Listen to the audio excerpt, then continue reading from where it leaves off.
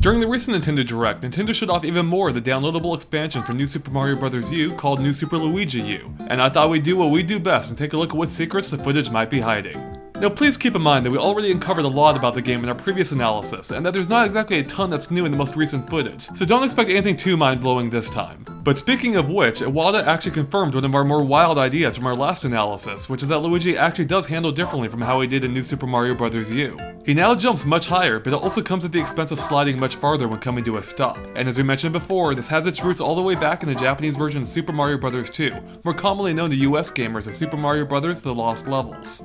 And Iwata also confirmed that the game's taking another page from Super Mario Bros. 2's playbook by being even more challenging than the original, as evidenced by the fact that there are a lot more obstacles and only 100 seconds on the clock for each level. So yeah, we were pretty dead on in our last analysis, but that's quite enough for how right we were. Let's talk about some of the new things they showed off instead. Now at first glance, the game appears super similar to New Super Mario Bros. U, but like last time, there are actually a handful of new elements on display here. In fact, every single level shown off features at least one new thing that wasn't in the original game. Now we already pointed out the flower-covered walls in our last analysis, as well as the giant skeletons scattered around in the desert, though the new footage does give us a better look at them. But did you catch the flower-covered hills and acorn plains? Yep, those are brand new. And so are the suspended cabanas in the beach, which you can not only jump on, but venture inside to find things like coins as well.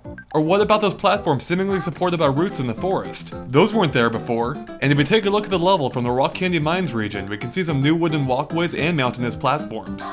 As I said before, none of this is earth-shattering, but it is interesting to see Nintendo adding not just new elements, but ones that are actually themed to each world as well. It makes us wonder what's in store for the worlds we haven't seen yet, like Frosted Glacier or Peach's Castle area. Now something else Super Mario Bros. 2 is well known for is taking existing enemies and doing new things with them, like giving bloopers the ability to fly. But so far, all of the enemies in New Super Luigi U appear to behave the exact same way, except for one.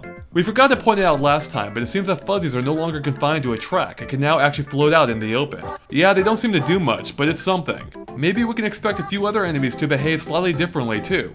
But although all the other enemies shown so far do appear to be identical, that doesn't mean they'll appear in the same places. Take the Sumo Brother from New Super Mario Bros. U for example, which appeared in only a single level, a fortress. But in New Super Luigi U, we can see that they now appear in the forest. And this might hint at a couple things. For one, their role might be expanded beyond just a single level, similar to how they were a comparatively more common enemy in Super Mario World, which is the only other game they've appeared in.